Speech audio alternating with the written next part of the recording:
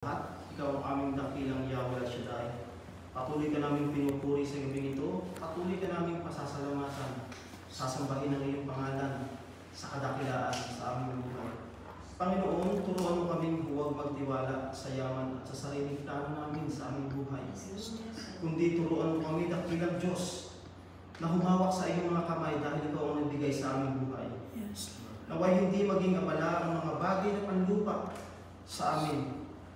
At patuloy kaming tumuto kung sino ang nagbigay sa amin ng buhay at masaganang pagpapala.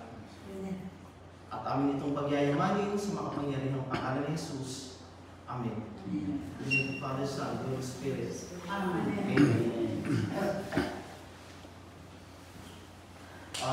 This evening po, una sa lahat, nais ko iparating sa inyo gabing ito na nawa ang mga salita ng Diyos ay patuloy na magbigay sa atin ng kalakasan, hindi lamang sa ating oras na nangangailangan tayo, hindi sa araw-araw ng ating buhay. At palagi tayong manalangin sa Panginoon because prayer is the best way to connect and get closer to God. Very important po kasi nangyayari sa buhay ko yan. Sa mga nagdaang buwan, pas 1 month, 2 months, nagdaan ako sa struggle. Because yung powerful ng ating prayer, talagang successful din mo po yung naging resulta. Salamat po sa Panginoon. So una, the first question is, kanino ka lubos na nagtitiwala? Katulad ng mga na mayaman, hindi tayo dapat matulad sa Kanya na nagtitiwala sa kung anong mayroon at laki ng ari-arian sa buhay. Amen. Marami sa ating mga tao naniniwala tayo na ang kasiguraduhan ng buhay ay nakasalalay sa tagumpay ng mundo. Ngunit sa palinhaga ng mga mayaman, tinuturuan tayo ni Jesus na ang maling pagtitiwala ay nagdadala ng kapahamakan sa ating buhay. Amen.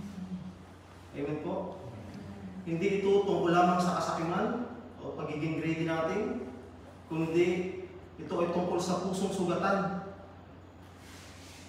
Ang nais ng Diyos, patuloy tayong reconcile, patuloy tayong i-connect sa Kanya. Hindi sa pamamagitan ng ari-arian na nagpapasakit sa ating kalooban dahil sa alitan. Amen? Ang alitan ay nagpapabigat sa ating buhay, pananampalataya sa Diyos. Lalo tigit sa ating mga nakakakilala na sa ating Panginoon. Kung titingnan natin yung ating binasa sa verse 13, makikita natin doon na sabi ng lalaki, Panginoon, sabihin mo nga po sa aking kapatid, nahatian ako sa aming mana. Ano ang unang nakita niyo doon? Sa situation na yun, nauuhaw ako. Hallelujah. Ano yung unang nakita niyo sa verse 13? So dito, ipinapakita ng Panginoon na huwag tayong mag-focus doon sa kayamanan, which is kailangan. Sino po ang gustong yumaman? Ako gusto kong yumaman din. Pero, may pamamaraan. Amen? Hindi dito nabanggit ng lalaki na Panginoon, gawin mo nga po kami magkasundo ng aking kapatid. Inuna niya yung kayamanan. Ang gusto ng Panginoon, lumapit ka sa Kanya na nagpapakumbaba. Unahin mo yung paglapit mo sa Panginoon na ayusin yung puso mo, na makakunik ka doon sa tao na parehas kayo nagkakasala. And after that, kikilos ng Panginoon. Hindi maaaring tanggihan ka ng Diyos kung tama yung paglapit mo. Katulad ng pananalangin natin sa Panginoon, may tamang pananalangin. Padaanin natin kay Kristo. Amen po? Kung nananalangin tayo sa Panginoon, na nakakonek tayo kay Yahweh, subalit hindi natin isinama ang Panginoong Kristo, always remember Jesus Christ is the way, the truth, and the life. Hindi makakarating yung panalangin mo sa Ama kung hindi ka kukunik kay Jesus. So, ganun din yung verse 13. Kung makikita natin, no? Inuna niya yung kayamanan, yung ari-arian, yung pagiging greedy. Hindi niya napansin na yung pinakikiusapan niya ay ang Diyos. Amen po? Amen. Kaya gusto ng Diyos na gamitin niya tayo una para magkasundo. Kasi lahat tayo nasisira na dahil sa kayamanan. Ang kayamanan po ang nagiging daan ng kasakiman ng bawat isa. Ang kayamanan ang nagiging daan ng pagkasira ng magkakaibigan. Ang kayamanan ang nagiging daan ng pagkasira ng pamilya. Amen. At ang kayamanan din ang nagiging daan ng pagkahiwalay natin sa Diyos. Amen po? Amen. Salamat kay Sister Jess. Nabaguhan ako, 3 months almost eh. So, salamat po sa Panginoon.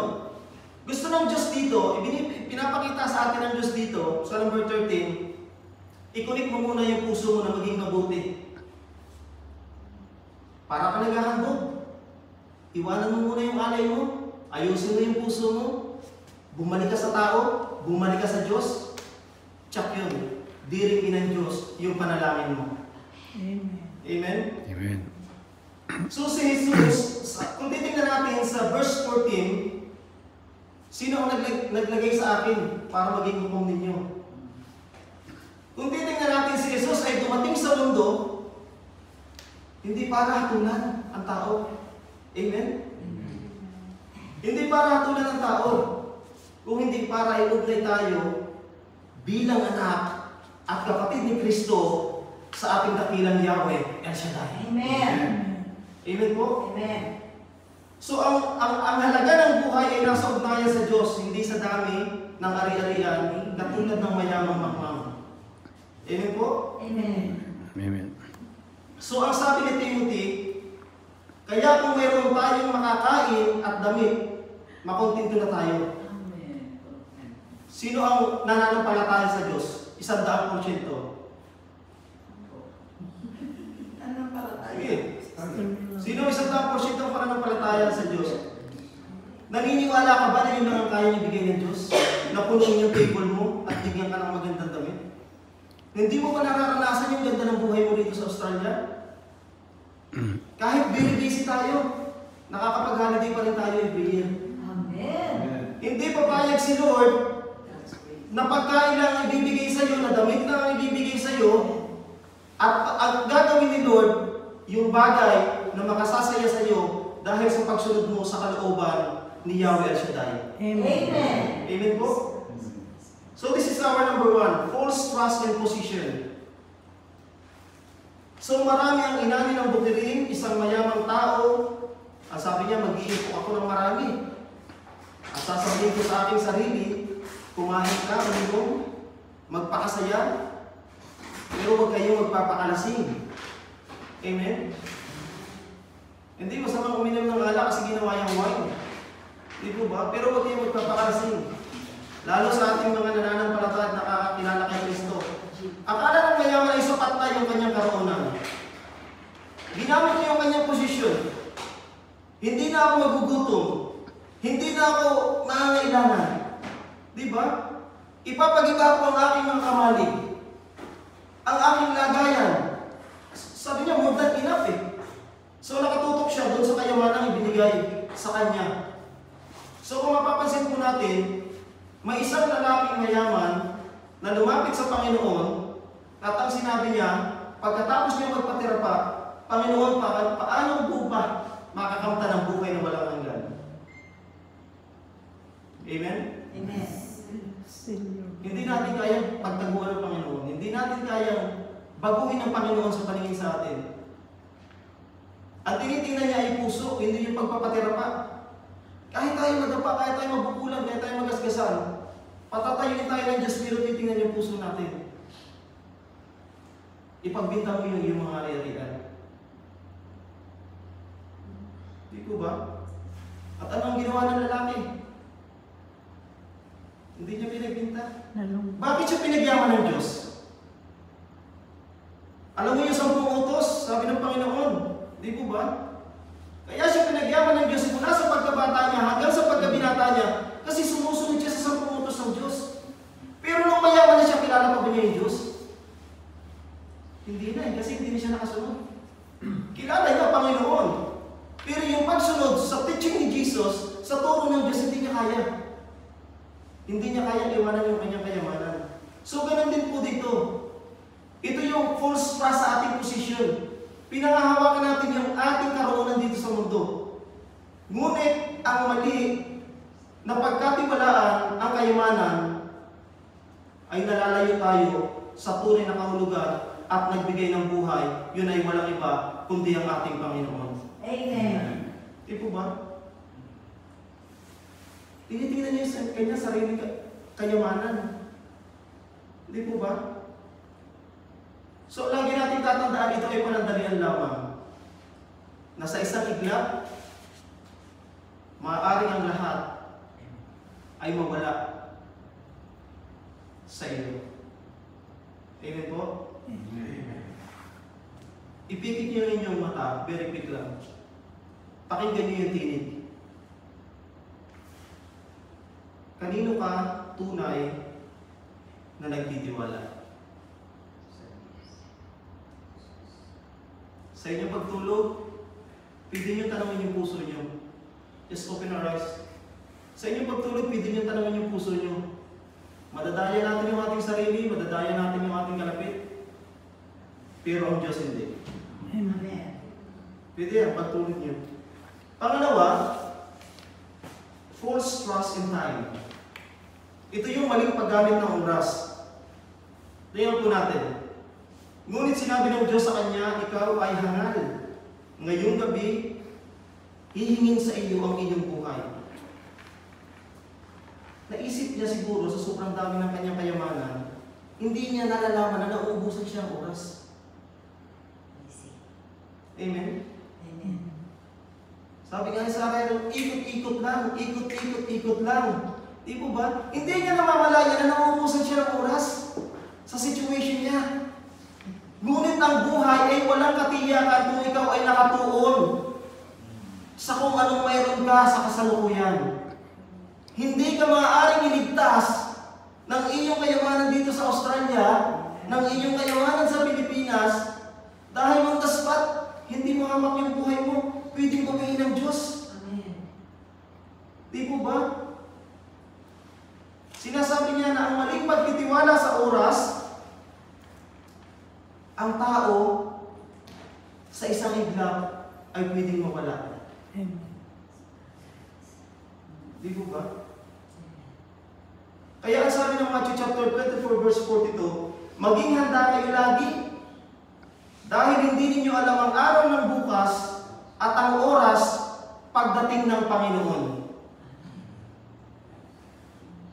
This is about time. We always ready. Tingnan niyo po yung Luke chapter 8 verses 43 and 48. Ito yung babaeng dinudugo. Sa napakahabang panahon, 12 taon ng pagdurugo. Kung babasahin niyo ito, yung 43 to 48, makikita natin doon, naubos yung kanyang pera. Meron siyang pera. Amen? Meron siyang pera. Tingin ko, that time, sa kapanahonan niya, nagpagkamot siya sa magagaling na doktor. Kasi sinabi doon, marami siyang pinuntahan eh. Subalit binigyan siya ng oras ng Panginoon na makilala pa niya ang Diyos. Makilala ko lang, makita ko lang si Kristo. Mahawakan ko lang ang laylayan kahit tali. Laylayan ng tali ng damit, gagaling na ako. Kaya unahin natin yung nagbigay. Di po ba? Laging may perfect time na inilaan si Lord para sa kanyang mga anak. Amen. Laging may oras na nakalaan lalo sa ating mananampalataya. Di po ba? Paano kung dumating na hindi ka pa nakakabawi, hindi ka pa nakakapagsulit sa Lord, kinuha ka na.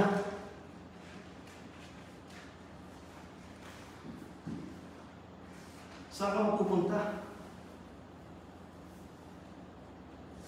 Hindi natin alam kung kailan ang tamang oras, but always keep to the Lord. Patuloy tayong kumapit, manampalataya, panghawakan ng salita na nagbibigay buhay at nagbibigay ng kaligtasan sa bawat kumikilala sa ating Panginoong Hesus Kristo. Amen. Amen po? Amen. Yung oras ng Panginoon naman talagang hindi natin alam yung nakaupo ka na nga lang, nasa stoplight ka na, babanggain ka pa. Diba? Ang sarap ng buhay mo, nakarelax ka na, babanggain ka pa. Amen? So we don't know when it comes.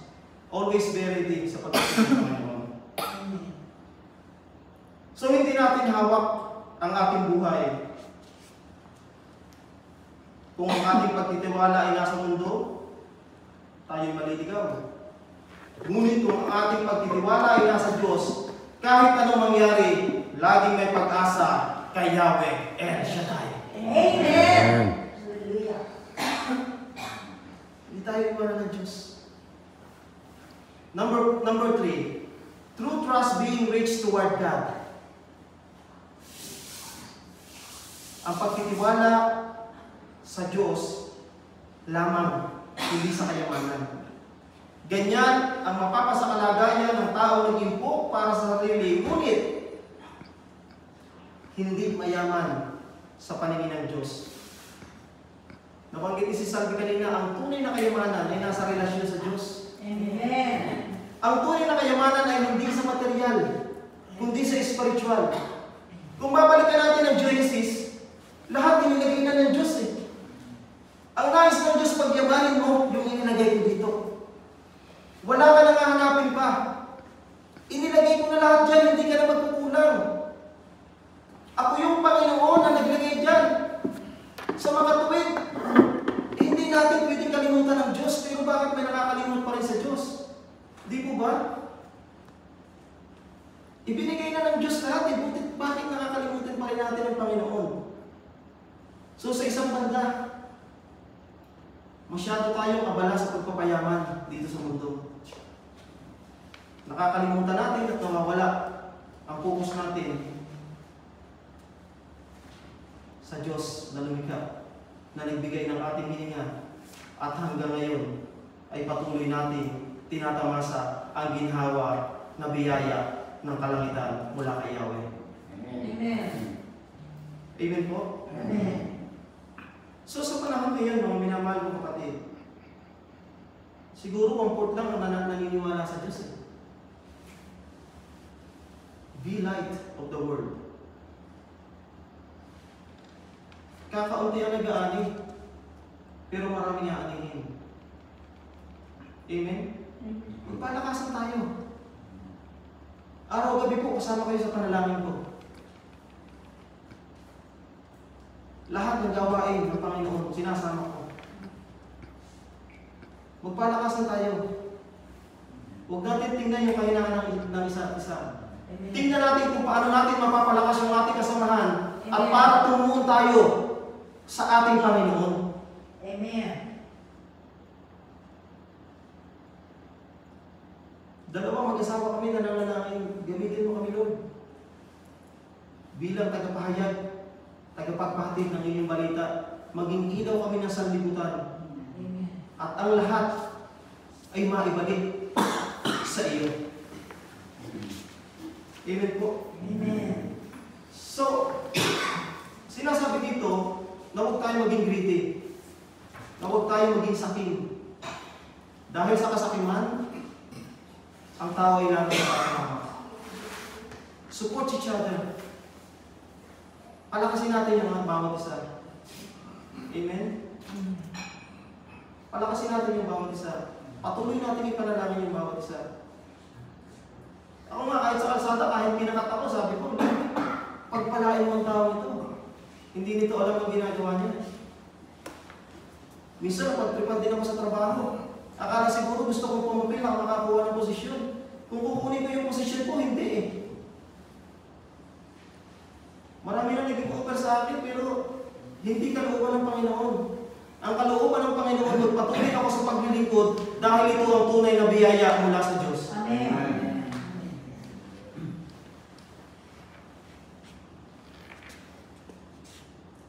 Tumutok tayo sa kayamanan ng langit, huwag sa kayamanan ng mundo. At kahit hindi natin pilitin na yumaman tayo dito sa lupa, kapag ginusto ng Diyos, mangyayari at mangyayari sa buhay mo. Amen. So always trusting to the Lord for our future at yung mga investment natin, patuloy natin ipagpasalamat sa Diyos dahil yan ay kaloob ng ating Panginoon. At huwag nating iwanan ang Panginoon sa panahon na ang mga tao ay patuloy nagkakasala. Samahan natin ang ating dakilang Diyos na maipalaganap ang mabuting balita. At kung mayroon pang makakaya, hindi lang sa pagpapalaganap ng mabuting balita, share the blessings din. Amen. Lalo tigit sa mga gawain sa Pilipinas, huwag po kayo tumigil ng pag-share ng inyong blessings, ng pag-support. Lalo sa mga maliliit na gawain sa Pilipinas, pag nag-message sa inyo, support lagi. Minsan nga, hindi mo pa hinihingi kay Yahweh, binibigay na. Kami po, hindi pa namin hinihingi kay Yahweh. Sabi namin, 2 years pa, pero binigay. Amen. Amen po. So, ganun ang pagpapala ng Diyos. Pag inuna mo ang kaharian ng langit, bubuksan niya ang pintuan at ibubuhos sa iyo ang masaganang pagpapala, siksik, digdig at nagumapaw. Amen. So, tayo po manalangin sa ating Panginoon. Panginoon, salamat sa makatuwiran na pagsunod sa iyong kalooban. Ilayo mo kami sa anumang uri ng kayamanan na hindi makakabuti sa amin. Bagkus, ilapit mo kami sa mga salitang nagbibigay sa amin ng tunay na lakas at pag-asa. Patuloy mo kami palakasin bilang iyong lingkod. At huwag kaming manatili sa maling pagtitiwala sa kung ano ang nakikita ng aming mga mata, nahahawakan ng aming mga kamay. Bagkus, patuloy naming maranasan ang iyong banal na pagkilos, ang iyong presensya, upang kami ay dalhin sa kung saan kami naroon ngayon at patuloy mong gamitin ang aming puso at isipan, patuloy kami bigyan ng karunungang makalangit na may pahayag ang iyong mabuting balita at maibalik ang ugnayan mo sa tao at maibalik ang tao sa iyo. Sa pangalan mo, Jesus. Amen. Amen.